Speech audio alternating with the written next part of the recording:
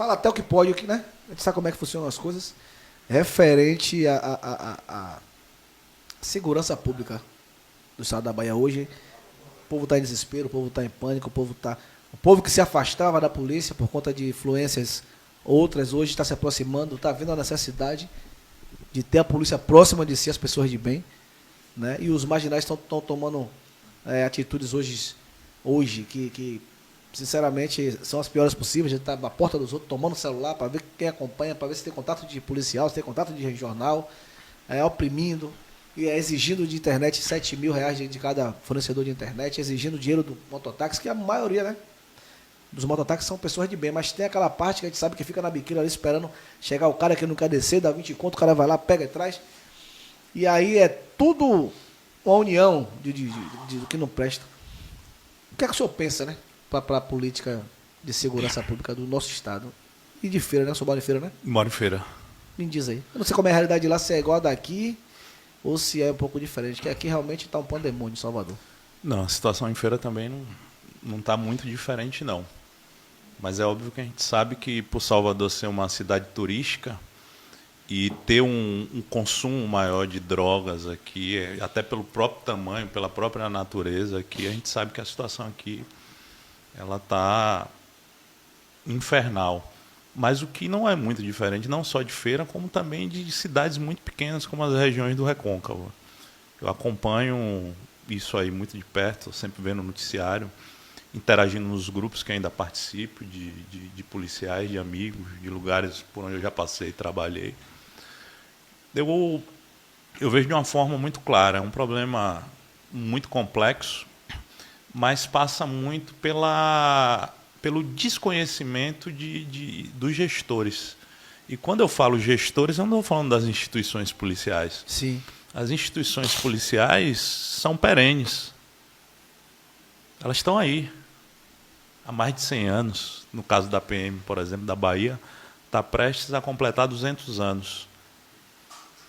Quem tem a capacidade de realmente ditar o quanto vai se investir, o quanto vai se articular, o quanto vai se levar, são as pessoas que efetivamente mandam, que têm a capacidade de sentar com as autoridades, todas as autoridades que têm ali um poder decisório naquilo. Quando a gente vê determinadas pessoas que têm a capacidade de influenciar a opinião pública, concentrando ali nas instituições policiais, ou no próprio secretário de Segurança Pública, que chegou agora em janeiro, essas tragédias elas não começaram a acontecer de janeiro para cá. O povo tem essa visão de que é nesse governo, não. Não é nesse governo. Já tem 16 anos, né? Já tem uma chuva aí, é só dar um Google. É só dar um Google. Não é pessimismo, não é torcer contra. Eu não torço contra. Minha mãe mora aqui, eu toda semana estou aqui em Salvador, tenho grandes amigos, parentes, familiares, tenho irmãos, centenas de irmãos que vestem a farda, estão nas ruas todos os dias. Então eu não torço contra. Mas é fato que existe uma incapacidade, uma falta de conhecimento por parte das pessoas, uma falta de poder de articulação. Se não, vejamos, vamos para um exemplo. Você acha razoável algumas autoridades virem à televisão, por exemplo, para falar que a culpa são das leis, que as leis são fracas? Porra. Quem faz as leis? Você teve o governo PT, para a gente falar muito claro, porque é quem está aqui no nosso estado há muito tempo, o governo do PT começou em 2007. Em 2007, quem era o presidente da República? PT. Você teve governo federal do PT até 2016, com o impeachment de Dilma.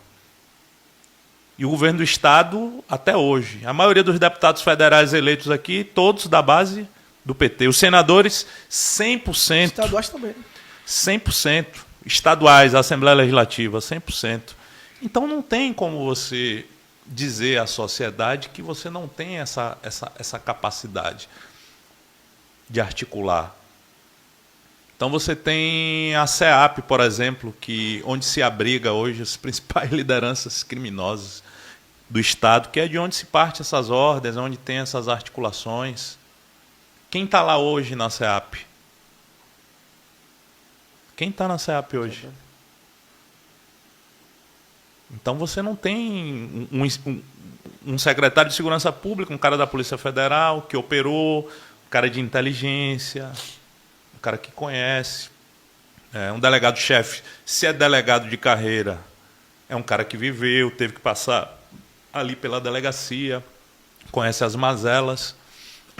O coronel de hoje foi o major de ontem, um capitão, um tenente, então teve a vivência, né? E ali com toda a sua assessoria. Essas instituições, elas existem. Independente da bandeira política, você vai ter que ter um coronel ali para ser comandante-geral, você vai ter que ter os comandantes de unidade e vão prestar o seu serviço, independente de visão ideológica.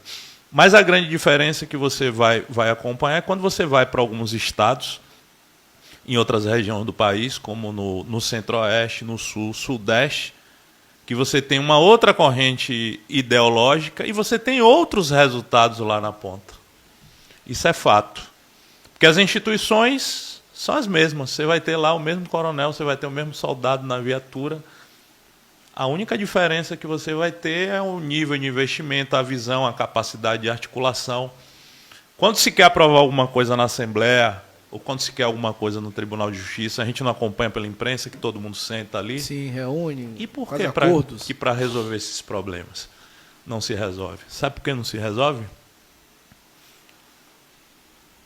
Essa turma que está aí se especializou em ganhar a eleição. São muito bons para ganhar a eleição.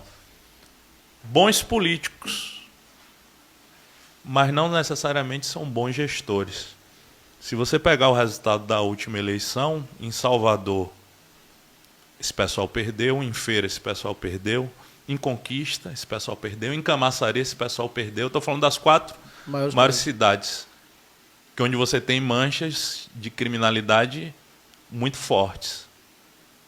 E, de certo modo, você tem também um maior nível de esclarecimento por parte da população. Então, são bons. O senhor é a favor da política de enfrentamento?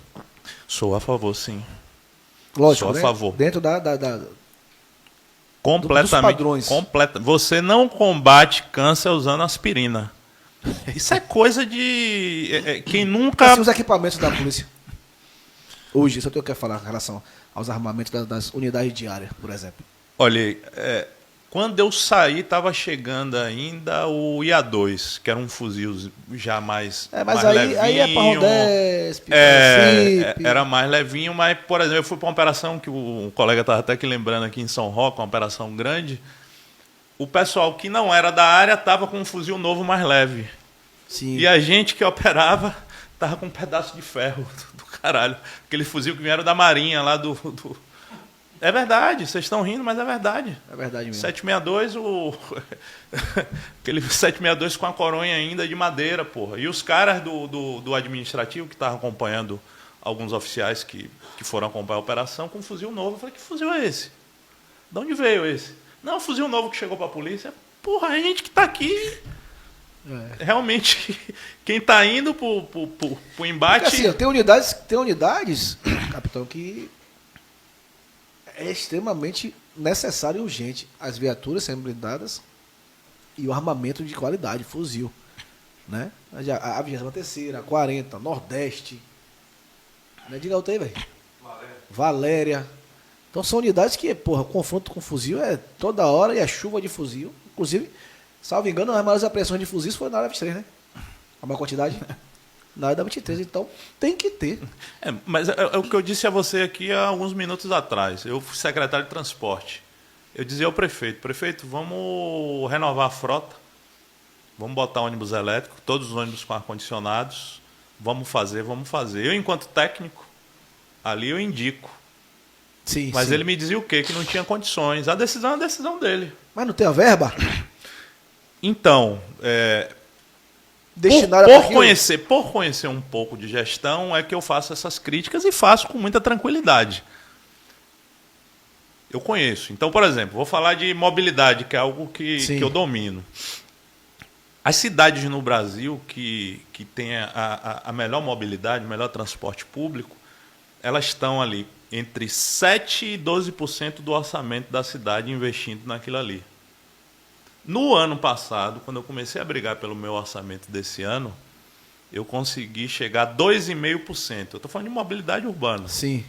Muito longe da realidade dessas cidades que a população elogia, né? Quando eu decidi sair, o prefeito tinha me sinalizado que não ia executar 2,5%, ia executar ali aproximadamente 1,5% do meu orçamento. Isso é gestão. Então, assim, o que é que eu posso dizer para você? Assim, é o sonho de um delegado-chefe, do comandante-geral, do diretor de planejamento, é colocar esses recursos à disposição de sua tropa. Eu entendo. E outra coisa é você ter um cara que vai dizer o seguinte, ó, eu vou deixar de colocar 15 milhões numa escola modelo na cidade tal que me deu minha maior votação para botar aqui em polícia, porque polícia não me dá voto. Verdade. Se polícia me desse voto, eles não tinham ganhado a eleição agora, por exemplo. Não tinha ganhado a eleição. Por isso que eu disse a você, gestor é uma coisa e bom político é outra. Os caras são feras em ganhar eleição, aprenderam, já sabem o caminho. Tanto que abriram mão de botar o ex-governador Jacques Wagner, né? Abriram mão de botar o senador Otto Alencar e colocaram o secretário de saúde que ninguém conhecia. Um grande amigo que trabalha com o Instituto de Pesquisa, esse dia estava conversando comigo, falou, pô, irmão... Educação, né? Educação, mas ele passou também pela DAB, enfim. Muitos anos, né? Mas o governador é um cara muito esforçado, e eu tenho o máximo de respeito, óbvio. O atual. O atual, um cara muito esforçado. Alguns colegas que a gente tem na Casa Militar dizem, rapaz, esse cara é um cavalo para trabalhar, porra, trabalha de domingo. Esses dias eu fui na minha cidade, lá o prefeito é meu amigo, ele estava fazendo inauguração lá, dia de domingo, porra, um cara muito simpático, coisa e tal, mas a população não conhece ele, não sabe quem é ele, não sabe a história dele. A população votou no partido. Votou no partido que se profissionalizou em ganhar a eleição. Eles sabem ganhar a eleição. Mas se a gestão fosse boa, a gente não estaria aqui agora, por exemplo, muitos minutos, e a imprensa não estaria o tempo todo noticiando aí essas atrocidades. Isso é fato. Goste, não goste, fique chateado, mas é fato. Isso é fato, tem que ser falado, né, irmão? Só precisa cada um de uma forma para não tomar sua cacetada. Mas por quê? Porque está falando de uma forma técnica. Isso, pronto. Então não toma cacetada. Sem machucar ninguém, sem desrespeitar ninguém. É porque assim, a gente vive num mundo que a gente tem que falar o que querem que fale. Então se você falar algo diferente daquilo, você é execrado, perseguido, chicoteado, você é marginalizado. Então... mas eu tenho que olhar pelo menos de cabeça erguida para o meu filho, para os meus amigos, para a sociedade. Assim, o senhor chegou aí e elogiou a pessoa do governador. Porque é o cara que todo mundo está vendo que parece que tem humildade, que senta para ouvir. Ele falou outras vezes que senta com todo mundo. Quem é seu candidato? Ele vou sentar com os possíveis. E tem pessoas que não vão nessa linha. Então, só ele ter essa humildade de parar, sentar, ouvir, independente de partido A ou B que seja, porque eu defendo a política pública, eu não defendo política partidária. Isso. Então, se o cara tem a humildade de sentar qualquer um para ouvir, se vai acatar ou não outra história, se vai caber ou não no orçamento, se vai priorizar aqui ou ali, aí já não depende da gente. A gente tem que levar as ideias e as demandas para ele. E a situação da segurança pública urge. Mas o que eu continuo a criticando... polícia não volta, né, como você falou. O que eu mas continuo o povo criticando é que a culpa não é das instituições policiais. Sim. E aí você pega um rapaz desse aqui, ó. Se você der recurso a ele... Velho, o que é que você precisa para... Você vai tomar conta de um bairro, tal. Aí ele vai dizer... Diga o nome dele. Porra, me dê 12 viaturas, eu quero os policiais tais e coisa e tal. E aí vai rendendo. Vamos montar uma base aqui e acolá. Sob aquela ótica ali operacional, ele vai dar o resultado. Sabe quando é que ele vai ter esse recurso? Nunca. Nunca.